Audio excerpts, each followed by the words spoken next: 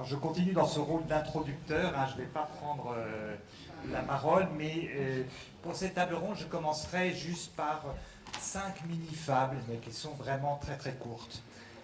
Il était une fois, en 1911, une formation apparue au sein de l'Institut catholique destinée à former ce qu'on appelait des promotrices, des dames investies dans les œuvres, ou des propagandistes, des jeunes femmes du peuple à qui on formait l'éducation ménagère notamment, ou des militantes syndicales. Une formation qui, au cours du temps, deviendra une vraie école de travail social sous le nom de École normale sociale. Deuxième fable, il était une fois une société pour la protection sanitaire de la population juive fondée le 7 août 1912 à Saint-Pétersbourg. De par ses nombreux déplacements, déploiements, elle deviendra plus tard en France l'œuvre de secours aux enfants dans les années 30. Troisième fable, il était une fois une association fondée par un bon juge, le juge Henri Rollet, en 1914, sous le nom de La Tutélaire, une œuvre de protection des enfants de moins de 12 ans et pour les jeunes filles dites en danger moral. Une association qui prendra par la suite son nom, Association Henri Rollet. Quatrième fable, il était une fois une association qui a du mal à célébrer son centenaire, tant les œuvres qui la composent se sont subtilement emboîtées. Ça commencerait par l'Enfant au grand air en 1914, les cercles familiaux de jeunes en 1934, Notre-Dame de Béthanie en 1923, Foyer de semi-liberté de Vitry en 1950. Tous ces emboîtements donnent par la suite Espoir, CFDJ. Il était enfin une fois un appel lancé en juillet-août 1915 à tous les militants de l'école publique pour venir aux orphelins victimes de la guerre qui désertaient les bancs de l'école et pour fonder une œuvre sous le nom de Pupilles de l'école publique. Il est aujourd'hui 5 associations qui ont un peu plus de 100 ans, mais qui sont toujours très actives dans ce secteur. Et c'est les représentants de ces 5 associations privées, associatives, donc, que je vais interpeller sous forme de 3 questions que j'aurais fait passer, hein, qui fera vraiment que cette table sera une table ronde. La première question que je souhaitais vous poser à tous, vous venez d'avoir 100 ans. Quels sont les enjeux, motivations et objectifs d'une telle célébration en interne et vis-à-vis de l'extérieur? Peut-être par ordre d'ancienneté, je laisserai la parole à Martine Frapon. Oui, bonjour, je suis très honorée d'être parmi vous. Alors, je vais essayer de répondre aux 3 questions que m'a posées Mathias. La première, pardon. La première, donc, c'était les motivations. Tout d'abord, une motivation personnelle, que je rappelle.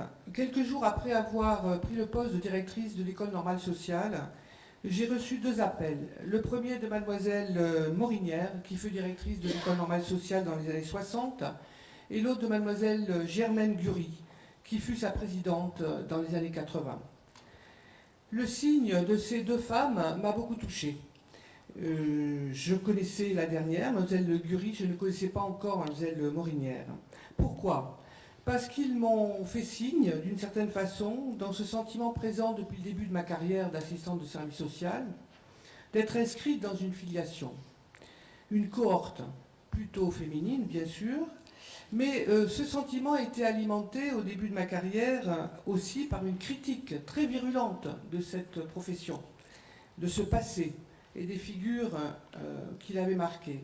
Et puis d'une élaboration progressive de l'héritage de ces femmes et de ce social réalisé dont parle Michel Chauvière. Et de 2 nécessités. De la nécessité de s'y repérer quand on intervenait dans des familles dans lesquelles il y avait déjà eu 3 générations, par exemple, de travailleurs sociaux qui intervenaient.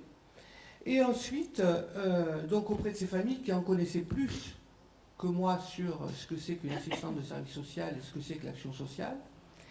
Et ensuite, dans l'acte de transmission du métier, où j'ai découvert dans ma deuxième partie de profession que ça consiste effectivement à donner des éléments sur cette professionnalité, mais aussi à accepter que ces éléments soient détruits par les élèves. pour qu'ils se les approprient et qu'ils les mettent à leur mesure. Voilà, ça, je vais d'abord dire ça. Ensuite, évidemment, j'ai découvert, en arrivant à ce poste, que j'allais avoir le bonheur de célébrer le centenaire de l'ENS. Ça, c'était un vrai bonheur. Bon. Et de découvrir les filiations de cette école avec l'ensemble des équipes, des bénévoles, des habitants du 18e. C'est-à-dire de rendre publiques les composantes de cette association. Et d'en proposer une lecture, peut-être au présent. Nous avions, bien sûr, nous avions déjà, dès que je suis arrivée, moi j'ai eu envie d'aller voir dans les archives, et nous avons déjà fait appel au CNAES. Voilà, j'arrête. Toujours dans l'ordre d'ancienneté, je vais passer la parole à ma voisine de droite, Cathy Azan, qui est historienne à l'OSE, l'œuvre de secours aux enfants. Bonjour. J'ai connu le CNAES en 2002 à Roubaix, et parce que une des directrices de l'OSE y avait déposé ses archives. Et puis, une autre partie des archives se trouve au mémorial de la Shoah, les archives politiques, et puis une autre partie à l'Alliance universelle. Pourquoi je vous dis ça? Parce que l'OSE, œuvre de secours aux enfants, le nom ne le dit pas, mais c'est une œuvre juive. Et ça vient de son nom d'origine, et c'est pour ça qu'on dit OSE et non pas OZ, Občestvo zdravokrajina evreja, c'est-à-dire organisation sanitaire pour les populations juives en difficulté. Alors, elle a fêté ses 100 ans en 2012, et elle avait comme objectif premier la visibilité, c'est-à-dire faire connaître le projet associatif vis-à-vis de l'extérieur, c'est-à-dire des pouvoirs publics, puisque 90% de ses finances viennent des pouvoirs publics, et également à l'intérieur de l'association, parce que c'est un projet associatif un peu ambitieux, garder une identité culturelle ou confessionnelle, moi je dirais plutôt culturelle, c'est-à-dire une association de la communauté juive qui reçoit tout public et dans le respect de la laïcité et de la République. Alors c'est compliqué, ces tensions, c'est compliqué d'expliquer ça en interne et en externe, et c'était donc le premier objectif, la visibilité. Le deuxième objectif, ça vient aussi de son histoire, c'est-à-dire qu'elle a été une ONG qui a traversé le siècle et qui était dans 33 pays différents. Et le deuxième objectif qu'on a essayé, c'est de recréer des liens internationaux par des voyages à Saint-Pétersbourg, à Cracovie, à Rome, c'est-à-dire dans les lieux historiques de son histoire, et qui était aussi d'acter un travail de longue haleine qui était commencé dans les années 90 par les médecins de l'OSE, avec une association de Saint-Pétersbourg, à Chesed Avram, qu'on considérait comme l'héritière de l'OSE. Et ce travail de liens médico-sociaux entre la France et la Russie et Saint-Pétersbourg se continue d'ailleurs actuellement par du e-learning ou du Skype, on va dire, c'est-à-dire que tous les mois, des médecins discutent ensemble de cas particuliers. Alors c'est vrai que le centenaire, c'était aussi le deuxième objectif, essayer de recréer ces liens internationaux. Et le troisième objectif, mais je ne suis pas sûre qu'on y soit vraiment arrivé, c'est de resserrer les liens entre professionnels, parce que l'OSE d'aujourd'hui, c'est 5 métiers différents, le pôle enfance, le pôle santé, les personnes âgées, les personnes en situation de handicap et les archives et la mémoire. Donc 5 métiers différents et 28 établissements implantés à Paris en Île-de-France, 650 salariés pour 485 temps plein et 150 bénévoles. C'est-à-dire faire de ce centenaire resserrer les liens entre les différents métiers et les professionnels. Voilà, je crois que j'ai... Troisième, toujours, alors, bien qu'il y ait un doute peut-être entre mes voisins de gauche et de droite sur qui est la première des deux, mais je vais passer la parole à Gaël Sutter pour l'association Henri Rollet, qui porte, là encore, même dans son nom, le nom du fondateur. Je repose la question, vous venez d'avoir 100 ans, quels sont les enjeux, les motivations, les objectifs d'une telle célébration en interne et vis-à-vis de l'extérieur? Merci.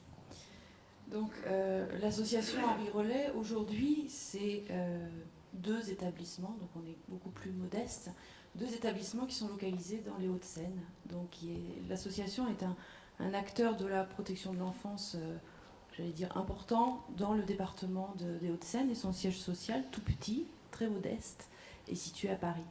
Donc les 100 ans de l'association, donc l'association a été créée en 1914, les statuts déposés en 1915, donc on a 100 ans cette année, mais on peut aussi avoir 100 ans l'année prochaine.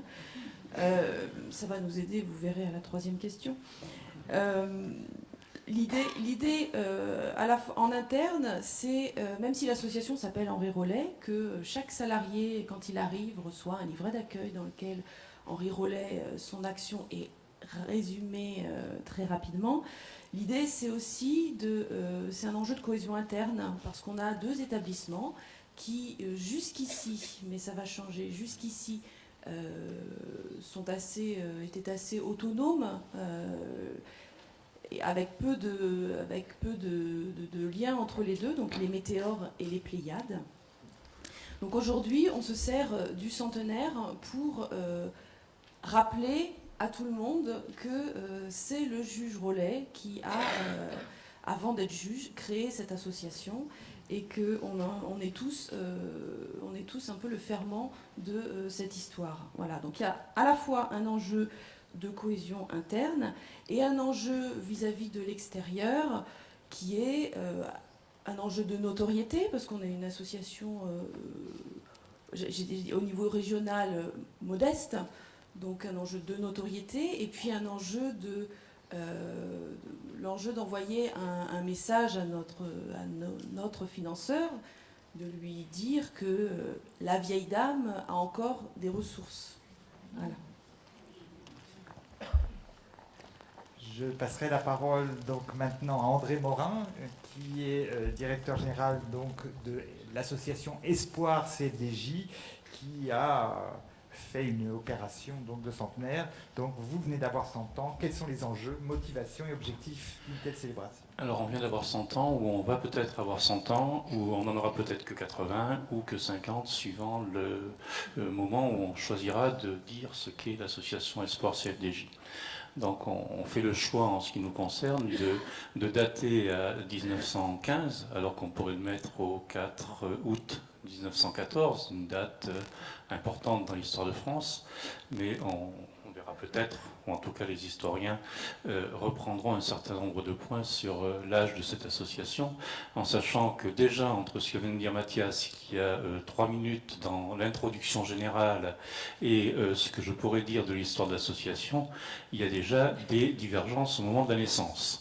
Donc l'un des objectifs du centenaire, c'est d'y voir un petit peu clair dans cette histoire particulièrement complexe, dans ces histoires qu'on raconte, qui font parfois compte dans les associations. C'est l'histoire qu'on raconte et qui parfois nous rattrape, puisque c'est celle qu'on raconte. Et puis, bien entendu, un objectif de cohésion au niveau de l'ensemble de l'association, pour que chacun, en tout cas, à défaut de se l'approprier, entendent un petit peu la même histoire au moment du centenaire, et pour que ce centenaire soit aussi une dynamique de communication interne et de communication externe, puisqu'on ne va pas se voiler la face. La question de la communication externe pour nos associations est aujourd'hui un point particulièrement sensible et important. Merci. Je vais passer maintenant la parole à la jeunette de la table qui va avoir 100 ans, qui n'a pas eu encore 100 ans et qui a vidé son cycle pour s'appeler maintenant les PEP. Je vous laisse la parole. Merci à Mathias Gardet de son invitation. Merci au CNAES pour la qualité du travail qu'il accomplit et merci à vous d'être présent ce matin. Ce que je vais dire rejoint grandement ce qu'ont dit mes collègues. Pourquoi on fête le centenaire? Pour deux raisons essentielles. La première est éthique et la deuxième est stratégique. La première est éthique. Et s'il y a une vertu qui a disparu de notre société, c'est ce que dit le philosophe allemand Axel Honneth, et il a raison, c'est la reconnaissance. La reconnaissance pour ceux qui ont réussi à faire des choses et qui ont réussi à faire avancer les valeurs. Et donc, d'un point de vue éthique, en tant que président, mais tout le conseil d'administration et l'ensemble de la fédération étaient sur cette ligne, il nous apparaissait important, et plus particulièrement pour un centenaire, de souligner ce que nos anciens, les générations antérieures, dans des contextes parfois extrêmement difficiles, je crois que c'est une obligation éthique. Il serait absolument contradictoire de souhaiter avoir des militants sans être en mesure de montrer à quoi ça sert de militer. Tout le monde se plaint de la crise terrible du militantisme et de l'engagement que nous traversons. Une des raisons, c'est pas la seule bien sûr, mais une des raisons c'est qu'on ne fait pas suffisamment valoir, notamment dans les médias, ce à quoi ça peut servir de militer pour des valeurs. Laïcité, solidarité, égalité, les valeurs de la République aussi, eh bien, c'est utile, ça peut servir que de s'engager pour elles. Et si on se borne au fil des jours à se morfondre sur le fait qu'elles ne soient plus pratiquées, est-ce que vous croyez que c'est véritablement utile? Nous pensons qu'effectivement, à un certain moment, sans vanité, c'est pas du tout le problème, il est important de savoir dire merci à ceux qui, bénévolement, c'est des militants bénévoles, qui bénévolement ont fait avancer un certain nombre de causes majeures. Et je crois que lorsque dans notre société, on aura rendu à la reconnaissance, à la capacité de dire merci, une place un peu plus grande, eh bien, on sera peut-être en mesure d'avoir un peu plus d'espérance. Le deuxième objectif, il est stratégique. Quand on veut célébrer et commémorer pour les raisons éthiques un certain nombre de dispositifs qui ont été mis en place, d'évolutions qui ont été mises en place, c'est pour faire mieux dans l'avenir, bien sûr. C'est pour que l'histoire nous aide à mieux construire l'avenir, bien sûr. C'est effectivement éthiquement la reconnaissance, mais c'est surtout pour aller plus loin. Et là, l'histoire est indispensable. L'histoire sociale nous est indispensable. Parce que là, c'est plus simplement la célébration, en quelque sorte, qui importe. C'est comment ont-ils fait? À quelles difficultés ont-ils été confrontés? À quelle réorganisation ont-ils dû s'exposer? À quel type de nouvelles relations ont-ils dû recourir dans leurs relations notamment avec l'État? Toute une série de questions. Quelles sont les réorganisations, les nouveaux domaines qu'ils ont été amenés à investir? Toutes ces questions sont des questions tout à fait centrales. Il ne suffit pas, comme je l'ai fait d'un point de vue éthique, de proclamer l'idéal. Ce qui est important quand on milite, c'est justement d'essayer très concrètement de confronter l'idéal au réel et de voir comment on peut modifier le réel pour que les valeurs dont je parlais au plan éthique aient un peu plus de place. Et de ce point de vue-là, la dimension historique est tout à fait fondamentale. Elle fait partie, tout à l'heure, plusieurs intervenants l'ont dit, elle fait partie dans notre quotidien. de notre identité en marche. On ne peut pas avancer si on n'étudie pas, justement, de façon précise, quel est le contexte, et voir et tirer profit des contextes analogues, pas forcément identiques, mais analogues, auxquels on a pu être confronté. Donc c'est une dimension stratégique majeure. Dans notre histoire, je dis un mot simplement, dans notre histoire, il y a eu, 100 ans, les valeurs, globalement, faire un cours, mais globalement c'est les mêmes. Laïcité, solidarité, égalité, les valeurs de la République, liberté, égalité, fraternité. Oui, c'est par égard. Mais dans la réalité, ça a pris des formes qui ont beaucoup évolué. Et j'en redirai un mot tout à l'heure. Et c'est pour ça que, de ce point de vue-là, fêter le centenaire, c'est inviter nos militants et faire connaître comment nous essayons de prendre de mieux en mieux en compte le réel pour faire progresser l'idéal. La seconde question, où je demanderais d'être assez rapide et concret, c'est pour célébrer ces 100 ans, avez-vous fait un travail d'archives, de mémoire, d'histoire ou autre? Qu'avez-vous fait concrètement? Alors, concrètement, nous nous sommes prêtés au regard de 3 autres. Premièrement, Mathias Gardet, commissaire d'une exposition qui a travaillé sur nos archives, pour créer une exposition qui s'est intitulée L'école des femmes, l'ENS l'École des femmes. Deuxièmement, nous avons fait appel à un cinéaste, Ludovic Tac, en lui donnant carte blanche pour faire un film sur l'ENS, tel qu'il la voyait. J'avais déjà fait travailler ce cinéaste sur les centres sociaux de Paris. Et ensuite, nous avons organisé un colloque où nous avons invité des personnes extérieures à l'ENS, universitaires, élus et habitants du 18e, pour venir critiquer, travailler avec nous sur notre projet. Ce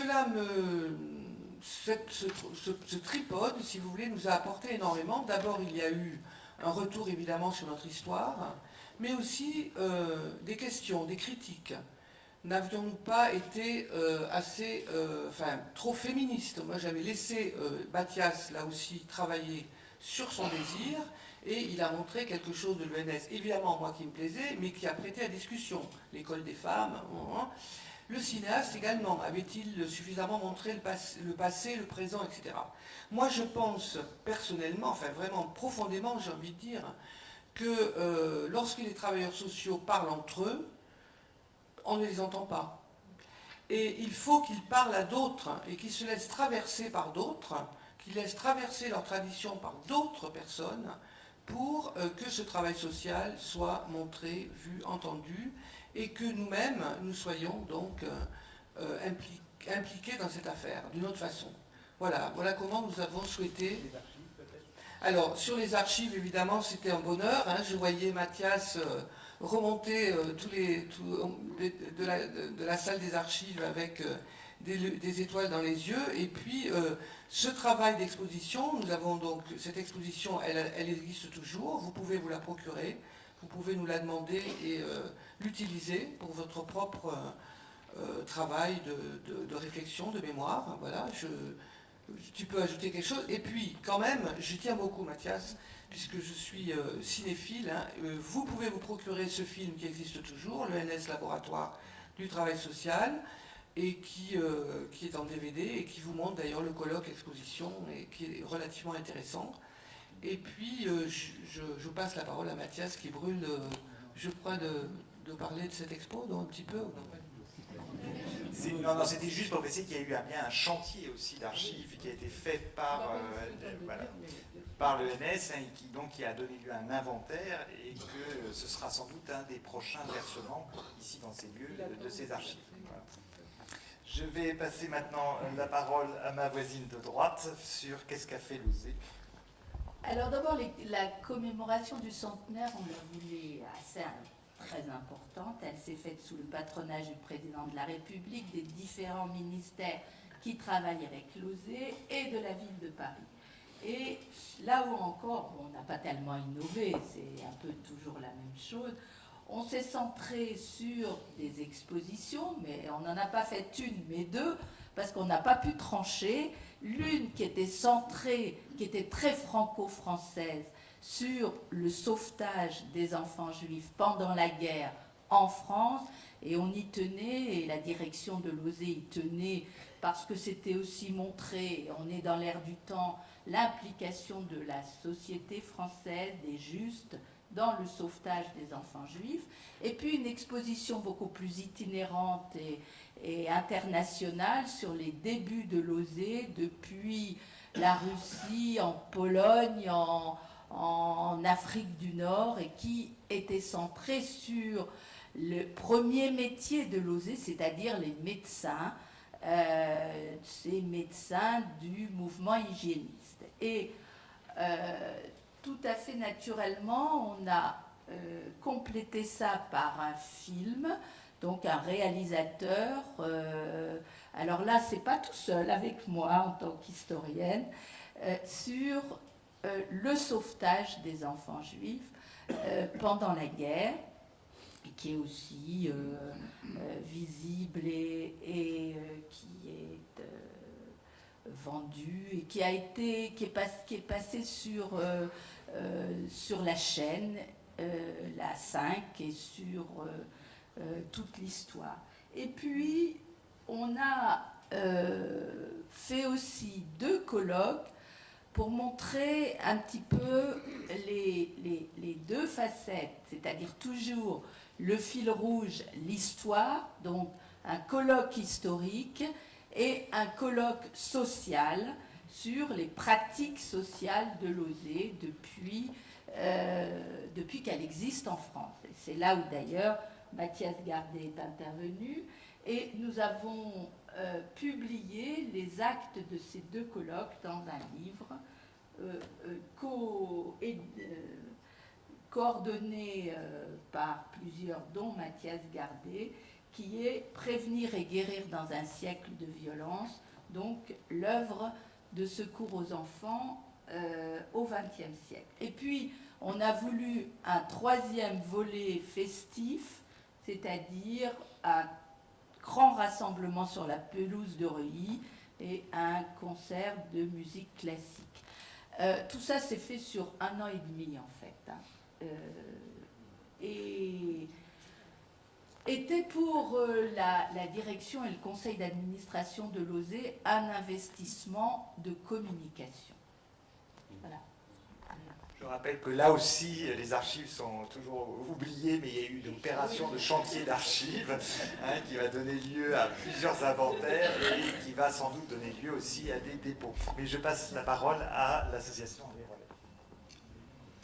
Alors l'association, pour célébrer ses 100 ans, donc on peut le décliner, il y aura fait organisé trois mouvements. Voilà. La première, c'est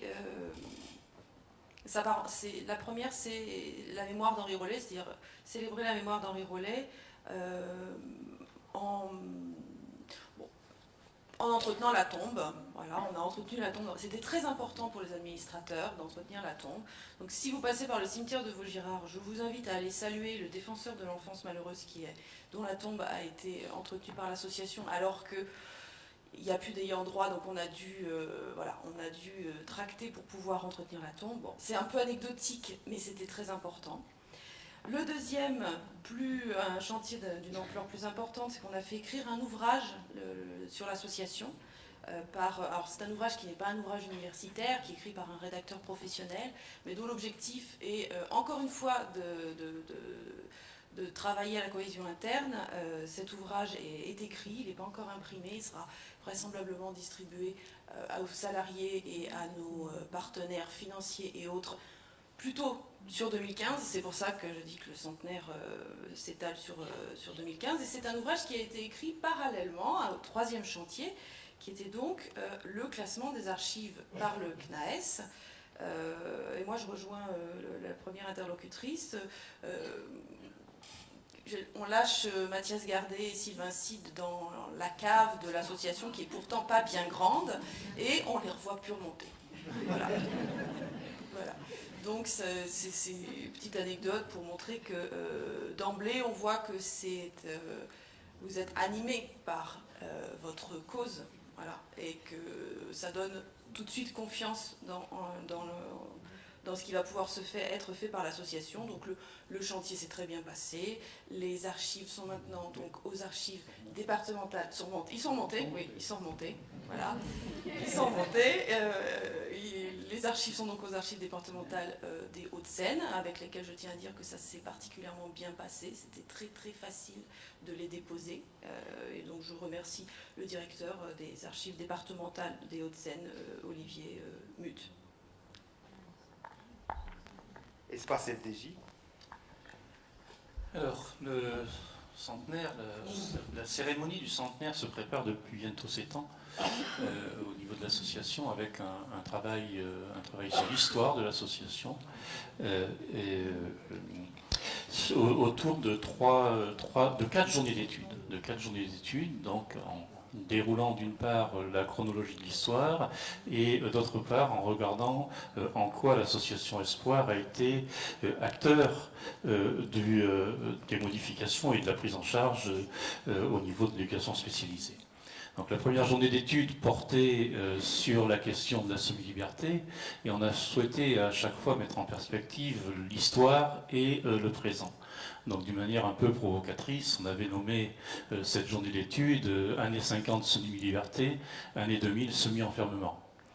De la même façon, pour la deuxième journée d'histoire, qui portait sur la question de la famille, on avait nommé cette journée famille responsable ou famille coupable, en faisant état de la perception de la famille dans les années 60 et de la perception de la famille à la fin du mandat du précédent président de la République. Je ne suis pas sûr qu'elle ait beaucoup changé, mais c'était plus marqué quand même à cette époque-là.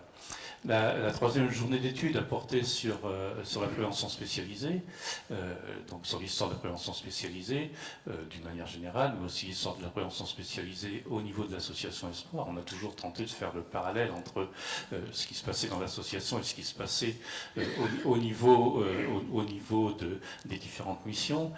Et cette journée d'études portait sur la question de la prévention spécialisée à l'épreuve des territoires, avec en perspective la prévention spécialisée au pied des immeubles et puis la prévention spécialisée auprès des arbres en Seine-et-Marne, mais c'est pas auprès des arbres qu'elle se pratique, et c'est bien aussi de la prévention spécialisée. Pour mener ce travail, un important travail de recherche mené au départ par Françoise Tétard, et puis elle a eu l'idée saugrenue de nous planter à un moment où on avait encore besoin d'elle. Heureusement pour nous, que Mathias Gardet et Samuel Buisson ont pu continuer l'aventure. Il se trouve qu'on a un important dépôt au niveau des archives de Créteil. On y a envoyé non seulement les historiens, mais on a eu aussi l'idée un peu idiote d'y envoyer des administrateurs, et j'ai peur qu'ils n'en sortent plus, puisque l'histoire apparemment est une drogue particulièrement dure quand on se plonge dedans. Voilà, que dire de plus, c'est peut-être l'essentiel. Et puis les PEP. Très rapidement, la Fédération Générale des PEP, comme son nom l'indique, c'est une fédération donc, qui regroupe 118 associations et 1000 établissements. Et donc la première préoccupation, c'est que le plus grand nombre d'actions soient mises en place par les associations elles-mêmes. La fédération n'a de sens que parce qu'elle fédère ce qui s'est fait sur le terrain. Et donc nous avons invité toutes les associations qui avaient été créées en 1915, parce que dans les 118 associations, certaines sont nées plus tardivement. Nous sommes implantés dans tous les départements, y compris Mayotte. Nous avons invité très fortement les associations départementales. C'était l'éthique associative. C'est elles qui ont fait la fédération à mettre en place des expositions, mettre en place des plaquettes, des monographies, des conférences sur finalement ce que l'association départementale des Hautes-Alpes, du Morbihan, du Cher, une association extraordinairement très grande vitalité, on fait. Bon, ça c'était la moindre des choses, d'encourager et de soutenir. Au niveau proprement fédéral, nous avons retenu deux grandes actions. La première, c'est de faire appel à Mathias Gardet, et je ne le remercierai jamais assez de la qualité de la collaboration qu'on a avec lui. il nous avait déjà rédigé un premier livre, un premier tome de l'histoire des PEP. Et là, il s'est consacré à un deuxième livre qui est tout à fait remarquable. Il m'a demandé de faire le postface, mais elle est tout à fait remarquable. Et il est d'autant plus remarquable qu'il concerne une période de très grande mutation, pour reprendre ce que je disais tout à l'heure. Et ça, c'est intéressant de relire l'histoire pour voir comment on peut s'inspirer de mutations qu'on a pu opérer. Donc, un livre dont nous allons faire la promotion, il devrait sortir, vous le savez mieux que moi, mai 2015, c'est ça. Et donc nous le présenterons on fera une grande promotion, on verra ensemble la promotion publicitaire. On le présentera à l'Assemblée Générale qui aura lieu fin juin de 2015. Donc au niveau fédéral, ça sera la première grande action. Et la deuxième grande action, parce que nous ne voulons pas dissocier l'aspect commémoratif et l'aspect prospectif, l'aspect stratégique, ce que je disais tout à l'heure, nous mettons en place tous les 2 ans un grand événement qui s'appelle les Rencontres PEP, qui auront lieu en décembre 2015, et où là, nous essayons de communiquer au public tout ce que nous faisons pour aller dans le sens de notre nouveau projet fédéral. Notre nouveau projet fédéral, le 4e, a une valeur centrale, la société inclusive. La société inclusive. Tout à l'heure, quelqu'un parlait des personnes en situation de handicap. Les PEP s'honorent d'avoir porté le concept de société inclusive et de l'avoir fait inscrire dans la loi de 2009 de l'éducation. Et donc, dans le cadre de ces rencontres, nous, pour justement faire le lien entre le passé et le futur, nous consacrerons plusieurs conférences. Et naturellement, M. Gardet, nous ferons appel à vous pour une de ces grandes conférences. Il y a qu'un chantier d'archives a été fait aussi et que le dépôt de ces archives est aussi en attente.